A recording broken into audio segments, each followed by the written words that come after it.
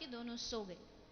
अचानक से न जाने गौ माता की क्या कृपा हुई कि उनमें से एक मित्र के मन में दया आई और उसके मन में विचार आया कि अरे ये इतनी सुंदर प्राणी है, गौ माता खाती है, रंभाती है, तो इसको जाएगा, वो मारेंगे खाएंगे, तुझे क्या प्राप्त होने वाला है। तो उसने क्या किया, उसने अपने उस मित्र से छुपाते हुए जो गाय की रस्सी उसको काट दी, रस्सी काट दी और गाय भाग गई। गाय के प्राणों की रक्षा हो गई। अब रात्रि को जो वो अंग्रेज अपना करने वाले थे, वो गाय मांस नहीं पहुंचा तो बड़े क्रोधित हुए। पूछा पता लगाओ ये किसने किया, तो पता लगा कि इस आदमी ने गाय की रस्सी काट के भगा दी, ताकि तुरंत इसे फांसी की सजा सुना दी जाए, उसको तुरंत मृत्यु दंड दिया जाए। उसको फांसी की सजा सुना दी गई। वो फांसी की चढ़ाने के लिए उसको ले जा रहे हैं। वो मन में कह रहा है, अपना जो भी उसका अल्लाह, परमात्मा, इष्ट जो भी वो मानता है, वो उसको कह रहा है कि मैंने तो कोई शुभ कार्य किया, फिर मेरे साथ ऐसा क्यों हो रहा है। किंतु जब वो जाता है, उसके मुख पर कुछ कपड़ा बांध के उसको फांसी पर चढ़ाया गया। और जैसे वो जल्लाद ने पकड़ के वो हैंडल घुमाया, पट्टा खुला और जैसे वो गिरा, सब जानते फांसी कैसे दी जाती है, उसका शरीर हवा में लटका। कुछ देर बाद जब उसको नीचे उतारा गया तो सबके देख करके आंखें खुल गई कि अभी भी उस आदमी की जो श्वास थी वो चल रही थी, अब भी सांसें चल रही थी, नहीं मरा। तो जो वहां खड़ा था जेलर, उसने कहा कि इसको फिर से फांसी की सजा दी जाए। फिर से उसको चढ़ाया गया। किंतु आश्चर्य देखिए, ये सच्ची घटना है, कहानी नहीं है, कि जब उसको दोबारा फांसी पर चढ़ाया गया, फिर जब उसको उतारा गया, अब भी उसकी श्वासें चल रही थी। अब क्या करें। अब सबसे पहले तो जिस आदमी ने ऑर्डर दिया कि इसको दोबारा फांसी पर चढ़ाया जाए, सबसे पहले तो उसको फांसी मिली। क्यों? क्योंकि संविधान का नियम है, एक बार फांसी नहीं लगी तो दोबारा जब तक कोर्ट का ऑर्डर नहीं आएगा आप नहीं सुना सकते। फिर बाद में किसी ने उससे पूछा कि भैया तू बच कैसे गया, तो उस आदमी ने अपनी सच्चाई बताई कि मुझे नहीं मालूम, मेरे मुख पर तो कपड़ा बंधा था, पर बस इतना अनुभव है कि जब वो पट्टा हटा तो मुझे लगा कि मेरा पांव किसी की पीठ पर आके रखा था। किसी गौभक्त से पूछा गया तो उसने कहा कि वो और कोई नहीं, इसके नीचे वही गोमाता आकर के खड़ी हो गई। तुम गाय की सेवा किसी भी प्रकार करो, गाय उसको कभी तुम्हारे ऋण को अवश्य वो चुकाएगी, किसी भी रूप में चुकाएगी। जिसने भी गाय माता की सेवा की है, जिसने भी गौ माता की रक्षा की है, गाय ने उस ऋण को हमेशा चुकाया है और उस व्यक्ति की रक्षा की।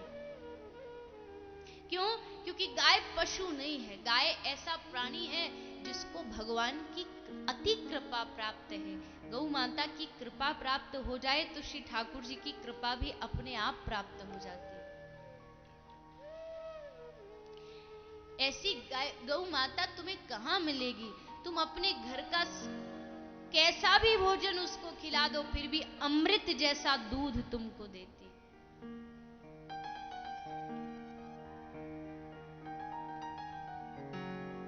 बड़ी सुंदर कहते ना,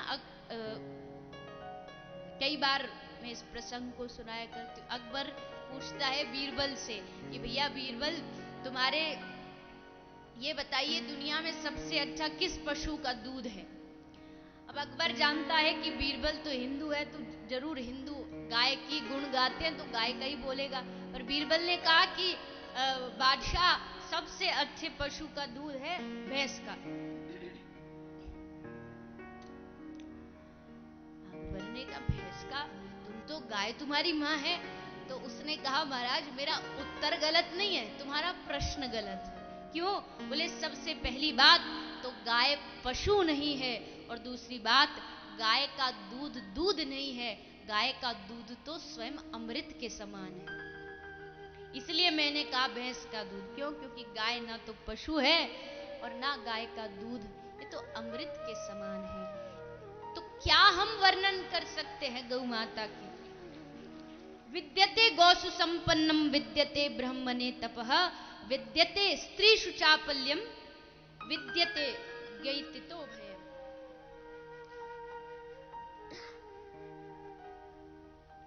हम सबका ये दायित्व बनता है कि हम सब गाय माता की अपने हाथों से सेवा करें और गाय माता की रक्षा के लिए कुछ भी करना पड़े, किंतु कोई गाय, जब तक इस भारत की भूमि पर गाय का एक बूंद लघु भी गिरेगा तब तक इस भारत देश में पाप बढ़ता रहेगा, तब तक इस भारतवर्ष में दुख, अत्याचार, ताप बढ़ते रहेंगे।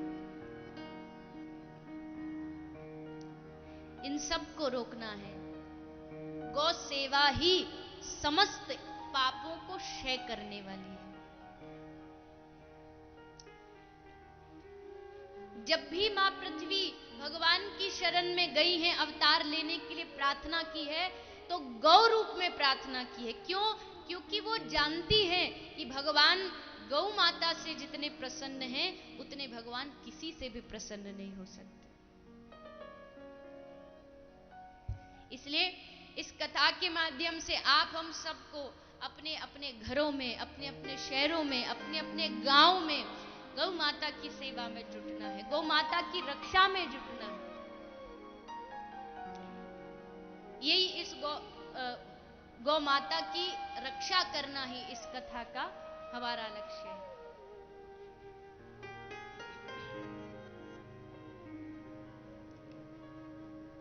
कितनी माताएं पहली रोटी गौ माता को देती हैं? हाथ उठा के बताइए। अच्छा, चावल कितनी देती है? आप क्या तो रोटी नहीं खाते, चावल ही बता दो। कितनी? बस। अच्छा, गाय किस किस के घर में, इतना बता दो। है तो ज्यादा लोगों के घर में, तो फिर देता कौन कौन है? यानी प्रथम रोटी, प्रथम भोजन कोई नहीं देता? अरे मिया, अच्छा ठीक है, हाथ नीचे कर लीजिए, दिख गया। आपके घर का प्रथम भोजन का अंश गौ माता के लिए निकालिए। क्यों? अभी तक आप गाय को रखते हैं घर में, पर क्या सोच के रखते हैं? गाय पशु है। गाय पशु नहीं है। अब आप घर में गाय को रखे हैं और गौ की सेवा आप श्रद्धा भाव से नहीं करेंगे तो उसका आपको क्या फल प्राप्त होगा?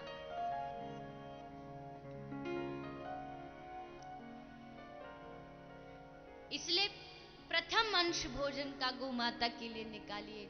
सुबह सांझ उनको प्रणाम करके फिर आप अपना शयन कीजिए, क्योंकि जिसने भी गौ माता की भाव और श्रद्धा से सेवा की है उस पर भगवान भी प्रसन्न हुए हैं। इसलिए आज से अपने अपने घरों में जिसके घर गौ माता या पड़ोसी के घर में है, वहां जाकर के पहले गौ माता को खिलाएं, चारा खिलाएं या भोजन खिलाएं, रोटी खिलाएं, जो आपको सुविधा है वो पहले गाय माता को खिलाएं।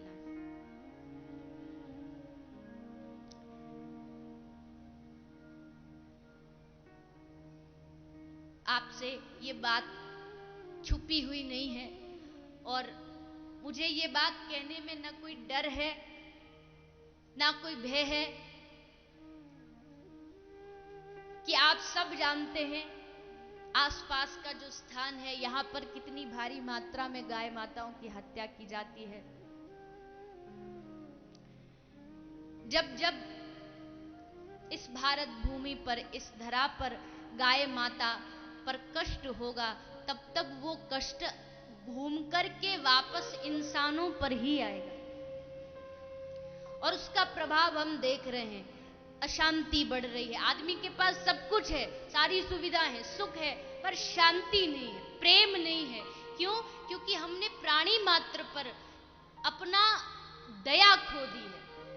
हम प्राणियों को, जानवरों को या गौ माता को व्यर्थ समझ करके उनको मारे जा रहे हैं, कष्ट दिए जा रहे हैं और वो कष्ट हमारी आगे आने वाली पीढ़ी को भोगना पड़ रहा है।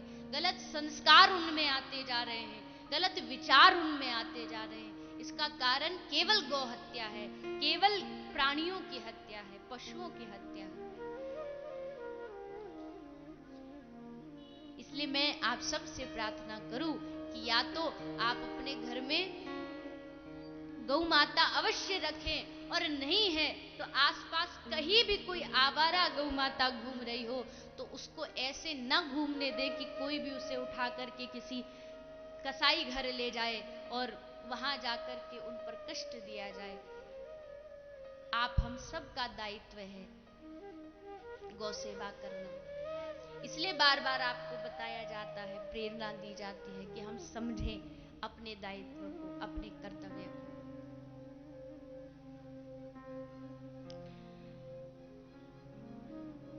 व्यास जी इसीलिए तो दुखी थे क्योंकि वो जानते थे द्वापर सतयुग में तो इतना धर्म बढ़ा, और धर्म तो आज भी बढ़ रहा है, किंतु धर्म के साथ अधर्म इतना किया जा रहा है कि वो धर्म धीरे धीरे हो तो रहा है पर उसका परिणाम दिखाई नहीं देता। एक तरफ हम सुबह सुबह आरती कर रहे हैं और दूसरी तरफ उसी क्षण, उसी मुहूर्त में कत्लखानों में गाय काटी जा रही है। तो उससे क्या होगा, तुम्हारा धर्म जो है अधर्म उसको दिखाई नहीं देने देगा, उसका परिणाम आपको देखने को नहीं मिलेगा। इसलिए धर्म तो कर रहे हैं पर हमें आवश्यकता है इस अधर्म को रोकने की, गौ हत्या को, गौ माता पर अत्याचार को रोकने की। तो श्री व्यास जी ने कहा है, तो श्री नारद जी ने व्यास जी को समझाते हुए ब्रह्मा जी के द्वारा दिए हुए 4 श्लोक प्रदान किए हैं। व्यास जी ने भागवत ग्रंथ की रचना की और श्री व्यास जी महाराज अपने शिष्यों को भागवत के श्लोकों का पाठ श्रवण कराते हैं। शिष्य जंगल में जाकर के श्लोकों का पाठ करते हैं। श्री सुखदेव जी को भगवान के इन भागवत के श्लोकों का पाठ कानों में सुनाई देता है और श्री सुखदेव जी महाराज भगवान के उस स्वरूप पर और स्वभाव पर मोहित हो जाते हैं।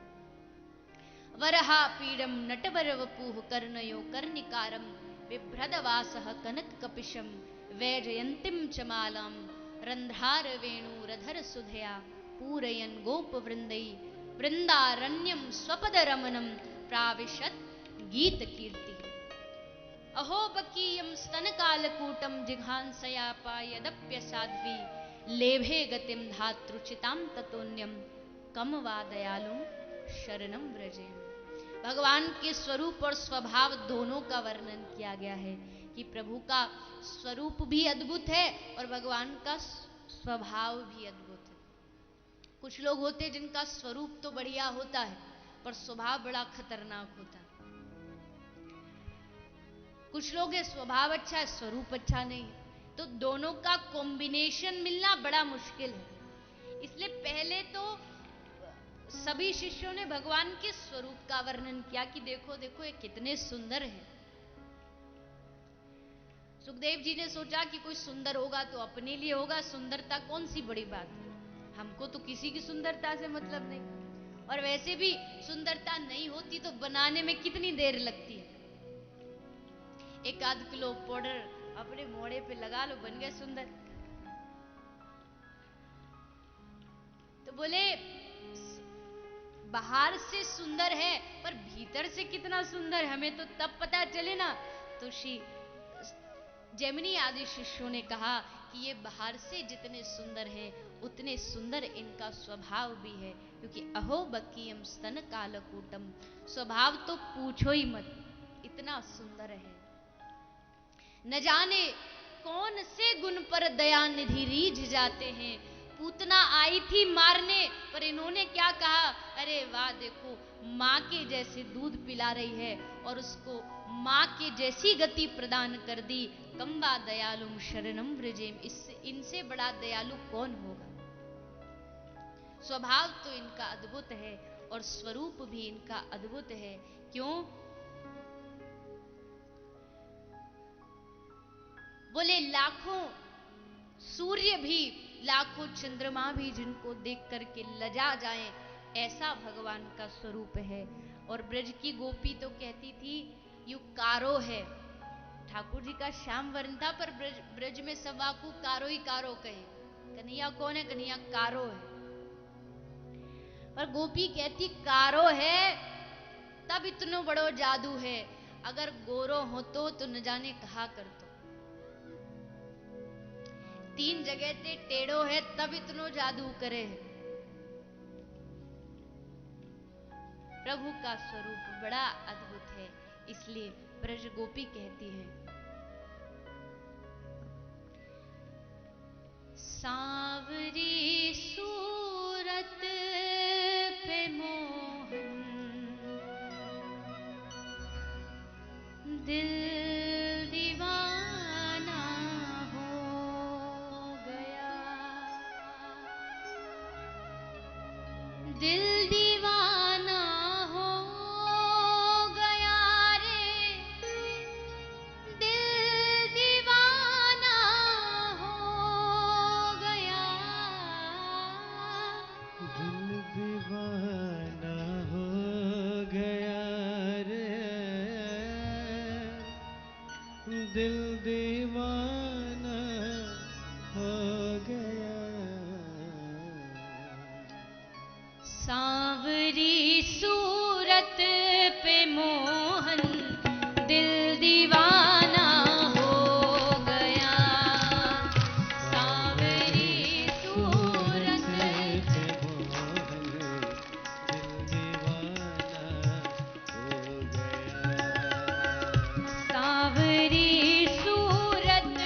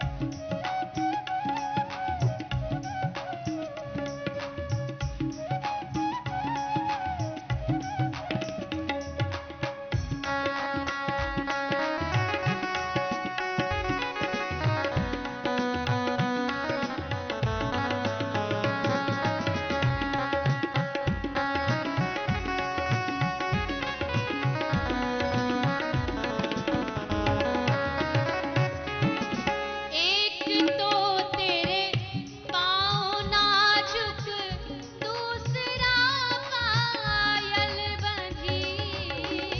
एक तो तेरे पाँव नाजुक, दूसरा पायल बंधे। एक तो तेरे पाँव नाजुक, दूसरा पायल बंधी।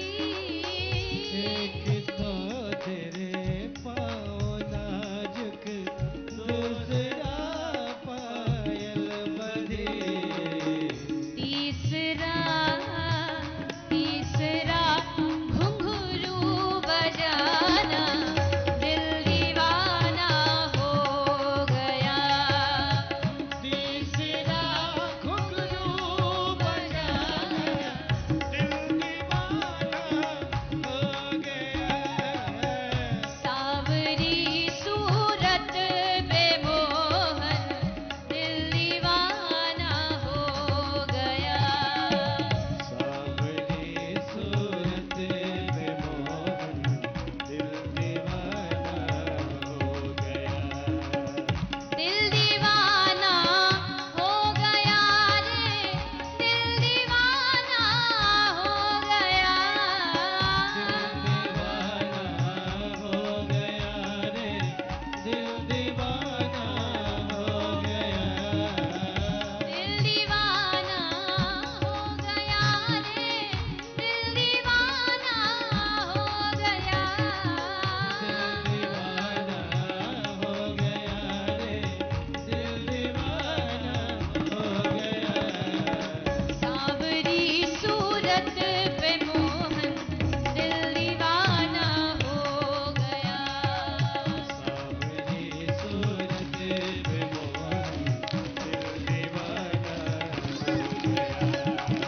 सावरी सूरत पे मोहन, दिल दीवाना हो गया। सावरी सूरत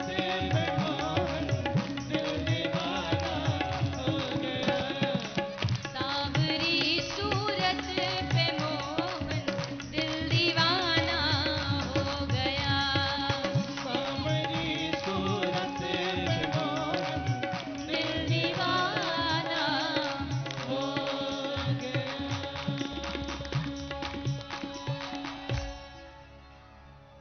बोलिए श्री श्याम सुंदर भगवान की।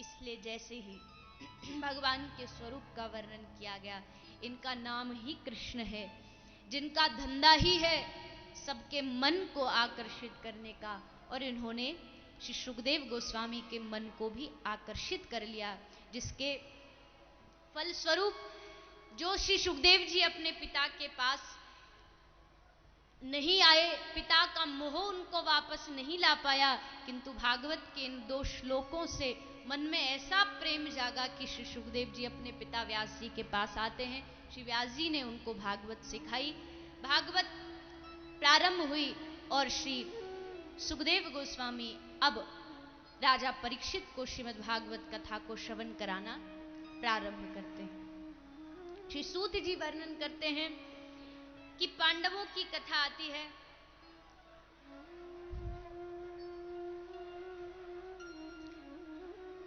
मेरी सब श्रोताओं से प्रार्थना है, मैयाओं से प्रार्थना है, अच्छा ये बताइए यहाँ कथा सुनने कौन कौन आया, जरा हाथ उठा के बताइए।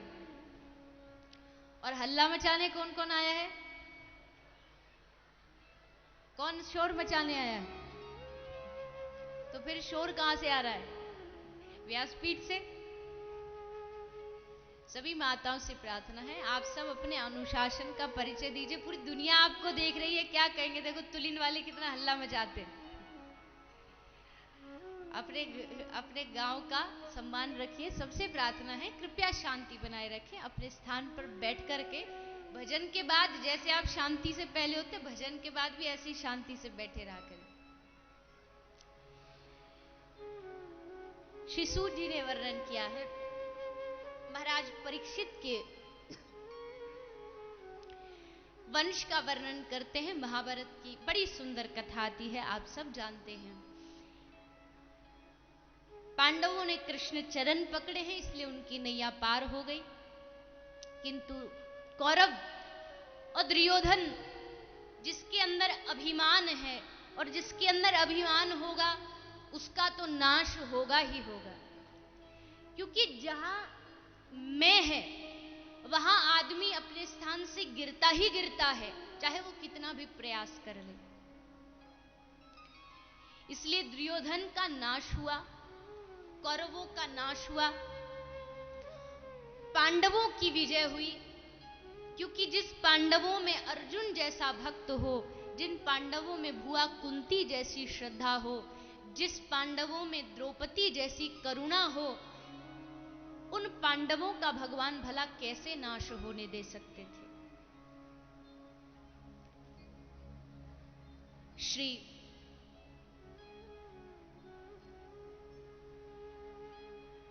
सूत जी ने वर्णन किया है, महाभारत का युद्ध हुआ।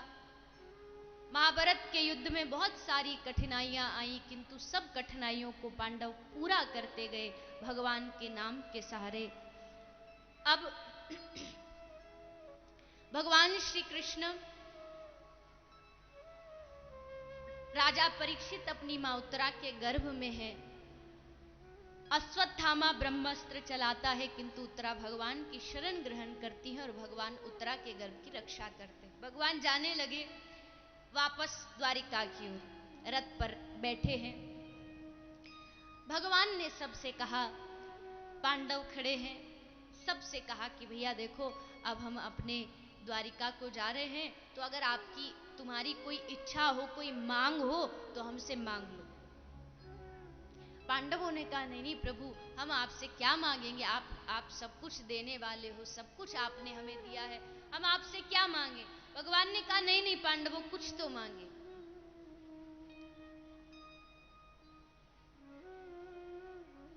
पहले युधिष्ठिर से पूछा, महाराज आपको क्या चाहिए।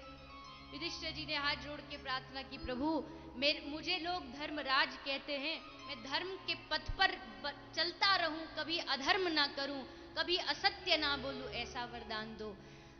भीम दादा से पूछा, भक्ति का वरदान मांगा। अर्जुन से पूछा, अर्जुन ने, हे प्रभु मैं आपको सखा मानता रहूं, मित्र भाव हमेशा मेरे हृदय में रहे, ऐसा वरदान दीजिए। द्रौपदी से मांगा तो शरणागति का भाव मांगा। किंतु आश्चर्य तो तब हुआ जब भगवान श्री कृष्ण ने अपनी भुआ कुंती से कहा कि भुआ आप कुछ मांगिए, आपको क्या चाहिए। तो भुआ कुंती ने हाथ जोड़ के प्रभु से कहा, हे गोविंद, बिन मांगे इतना मिला हो तो मांगने की आवश्यकता क्या है। बिन मांगे तुमने सब कुछ लुटा दिया, तो मांग के मैं क्या करूं। किंतु भगवान ने बार बार कहा, तब भुआ कुंती ने मांगा है, हाथ जोड़कर के प्रार्थना की है, हे प्रभु विपदः सन्तु न शश्वत् तत्र तत्र जगद गुरो, भवतो अदर्शनम यश अपुनर्भव दर्शनम। मुझे देना ही चाहते हैं तो हे प्रभु आप मुझे खूब दुख दे दीजिए, खूब विपत्तियां दे दीजिए, खूब सारे मुझे कष्ट दे दीजिए। क्यों? क्योंकि जितना कष्ट मेरे ऊपर आएगा उतनी याद मुझे आपकी आएगी, और जितनी याद मुझे आपकी आएगी वास्तविकता में वो दुख दुख नहीं है, वो दुख ही सुख है जिसमें आपकी याद आ जाए।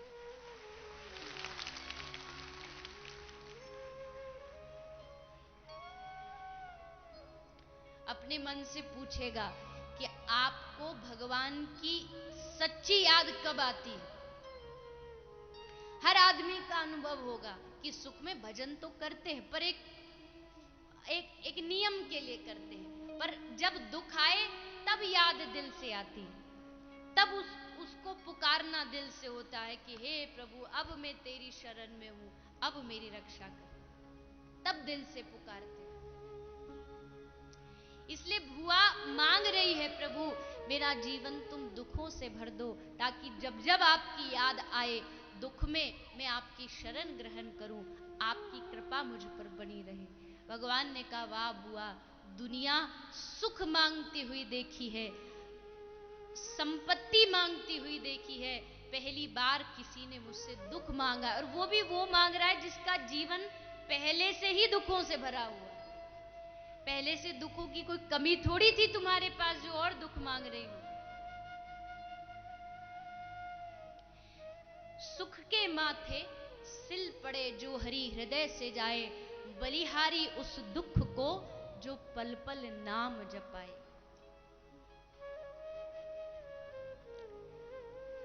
इसलिए हे प्रभु मेरा जीवन दुखों से भर दो। भगवान ने बुआ कुंती पर कृपा की कि वाह बुआ आपने बड़ी अद्भुत चीज मांगी है। अब भगवान ने सोचा वापस द्वारिका जाके क्या करें, अभी एक भक्त हमारी प्रतीक्षा कर रहा है, उससे भेंट करने जाते हैं। तो पितामह भीष्म से मिलने गए। पितामह भीष्म ने सबको उपदेश दिया है।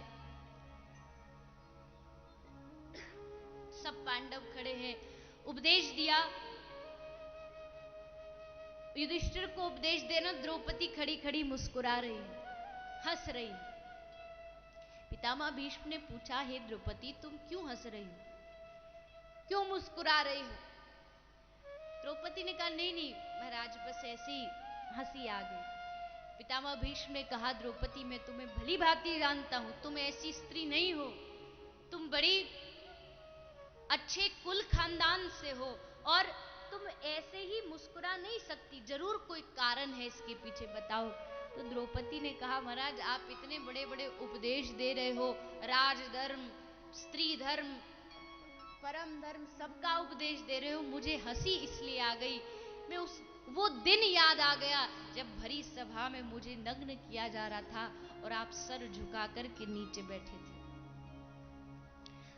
न जाने उस समय आपका धर्म कहां चला गया। तो पितामह भीष्म ने कहा, है द्रौपदी उस समय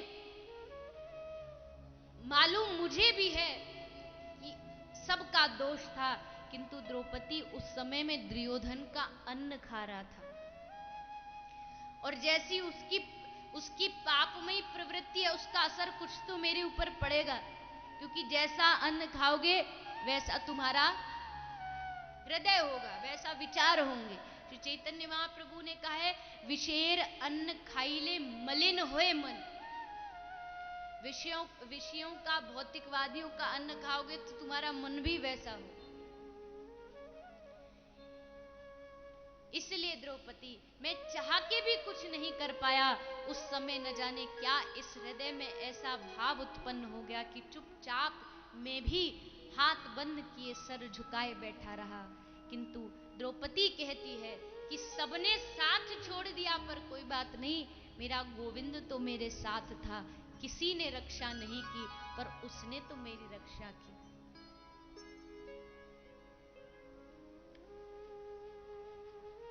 पितामह भीष्म उपदेश देते हैं युधिष्ठिर को। भगवान से भेंट करके प्रभु पितामह भीष्म को आशीर्वाद दे करके वहां से प्रस्थान करते हैं। इधर कालकर्म के अनुसार मां उत्तरा के गर्भ से इस भागवत के वक्त श्रोता श्री परीक्षित जी का प्रागट्य हुआ। भगवान पृथ्वी को छोड़ के गोलोक चले गए और तब गोलोक धाम में जाने के पश्चात सब पांडव अपने अपने घर को छोड़ के वन में चले जाते हैं। पीछे से परीक्षित को राजा बनाया गया। राजा परीक्षित एक बार एक दृश्य देखते हैं कि एक गौ माता का अपमान किया जा रहा था। एक कलयुग शूद्र होते हुए राजा का भेष बना करके गाय का अपमान कर रहा है। राजा परीक्षित ने उसे मारने का प्रयास किया, उसने क्षमा मांगी। उसको रहने के लिए 4 स्थान में प्राप्त हुए, 4 स्थान मिले, जहां जुआ खेला जाता हो, जहां शराब पी जाती हो, वैश्यालय और हिंसालय, जहां किसी की हिंसा की जाती हो, किसी को मारा जाता हो, इन 4 स्थान पर कलयुग रहता है। जहां ये 4 चीजें होंगी वहां कलयुग का वास होगा। अगर आप चाहते हैं कि आपके माथे से भी कलयुग का ये प्रभाव हट जाए और आपके ऊपर भक्ति की छत्र छाया आ जाए, तो इन 4 चीजों से दूर रहो। कौन कौन सी? वैश्यालय, जुआघर, मद्राघर, शराब, और चौथी हिंसा। ये 4 चीजें हैं। अगर भक्ति करना चाहते हो तो इन 4 चीजों से दूर रहिए। इन चारों में से एक भी चीज अगर आपके जीवन में है तो भक्ति कभी आपके अंदर प्रवेश नहीं कर सकती। क्यों? अब आप कहोगे कि अरे इनसे भक्ति का क्या लेना देना, अगर तुम शराब पी लोगे तो उससे भक्ति का क्या लेना देना? बिल्कुल लेना देना है। आहार शुद्धौ सत्व शुद्धि। आहार शुद्ध होगा तो ही तुम्हारे विचार शुद्ध होंगे। जब आहार ही गंदा है तो विचार भी गंदे होंगे। जहां हिंसा होगी वहां विचार गंदे होंगे। मैं आप सबसे प्रार्थना करूं, आप उसको कृपया गलत अर्थ में मत लीजिएगा, किंतु ये बात सत्य है कि कुछ लोग नासमझी में कह लीजिए, अज्ञानता में कह लीजिए, उनको मालूम नहीं है या माता पिता ने वो ऐसा चलाया हुआ है कि उनको भान नहीं है कि वो पशुओं की हत्या करके उनको खा करके अपना जीवन व्यापन करते हैं। अब पशु जीव में सब आता है। पशु में मछली भी आती है, जीव में मुर्गा भी आता है, गाय भी आती है, सब आते हैं। जो भी प्राणी श्वास ले रहा है, आप उनको मार के खाओगे तो उसका फल आपको भोगना पड़ेगा। क्यों? क्योंकि आप उनको कष्ट दे रहे हो, आप उनके जीवन को उनसे छीन रहे हो, और अगर आप उनका जीवन उनसे छीनोगे तो ये बड़ा भारी पाप होगा। इसलिए मैं आप सबसे प्रार्थना करूं, खासकर माताओं बहनों से प्रार्थना करूं, क्योंकि घर की गृहिणी तो आप ही हो, रसोई घर का काम तो आपका ही है। आपको ही संभालना, क्या बनना क्या नहीं बनना। तो आप सब जो अपने पतियों को, बाल बच्चों को जो खिलाओगी वही वो खाएंगे। आप कह दो कि घर में ये नहीं आएगा तो कल से वो नहीं आएगा। अगर आप कह दें कि कल से मेरे घर में कोई गलत चीज नहीं घुसेगी, कोई मांसाहार, कोई प्याज लहसुन, ये सब चीजें नहीं घुसेंगी तामसिकता की, तो वो नहीं आ सकता, क्योंकि आप जो कहेंगी वो होगा। तो इस कथा से अगर आप चाहती हैं कि आपके अंदर भक्ति आए तो भक्ति के लिए अपने आहार को भी सुधारना आवश्यक है। शुद्ध खाइए, फल खाइए, सब्जियां खाइए, किसी जीव के प्राणों का हरण मत कीजिए। आज तो आप अपने स्वाद के लिए खा लोगे, पर उसके बाद क्या? एक गाना आया था ना कि संडे हो या मंडे रोज खाओ और फिर ऊपर जाके खाओ डंडे। ये नहीं जोड़ा उसमें। क्यों? शास्त्रों का प्रमाण है, गलत कार्य करोगे तो भोगना तो पड़ेगा, इस जन्म में नहीं तो अगले जन्म में भोगना पड़ेगा। ये तो विधान है, प्रकृति का नियम है। तुम किसी को मारोगे तो एक दिन तुमको मारेगा। इस जन्म में नहीं, पर मृत्यु के बाद कहीं तो जाओगे। उसके बाद क्या होगा? फिर वही कष्ट भोगना मिलेगा। तुम दुनिया को आनंद बांट नहीं सकते तो कम से कम किसी का आनंद जीवन छीनो तो मत।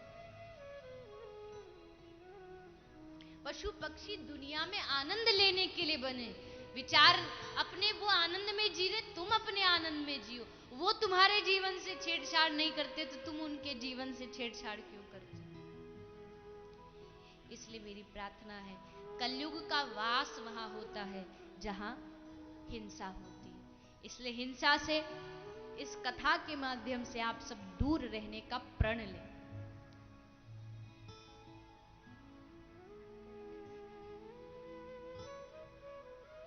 कलयुग को 4 स्थान प्राप्त हुए, पर फिर भी कलयुग को तसल्ली नहीं हुई।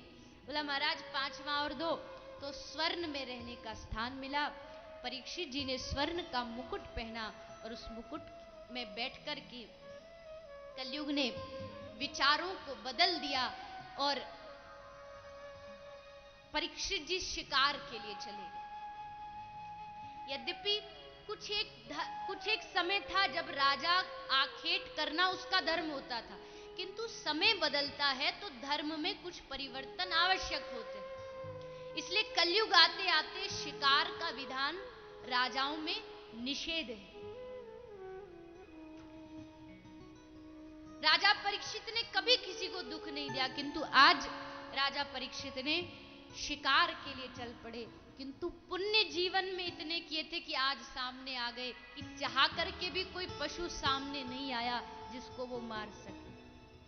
पुण्य आगे आ गए, इसलिए ढूंढते ढूंढते ढूंढते थक गए। तब आसपास कहीं भोजन पानी की खोज में निकले तो शमीक ऋषि का आश्रम था, वहां अंदर प्रवेश किया। संत महापुरुष अपनी समाधि में बैठे हैं, लीन हैं, कुछ होश नहीं, कौन आ रहा कौन जा रहा, कौन राजा है कौन रंक है। पर परीक्षित जी जैसे आए, अब सर पे तो कलयुग बैठा है, गलत विचार है। क्या सोचा, बोले ये संत अभिमानी है, इतना बड़ा राजा इसके द्वार पर आया है और स्वागत सत्कार भी नहीं करता। सोचा इसका अपमान करूं तो एक तक्षक नाग को उनके गले में डाल दिया। तक्षक नाग को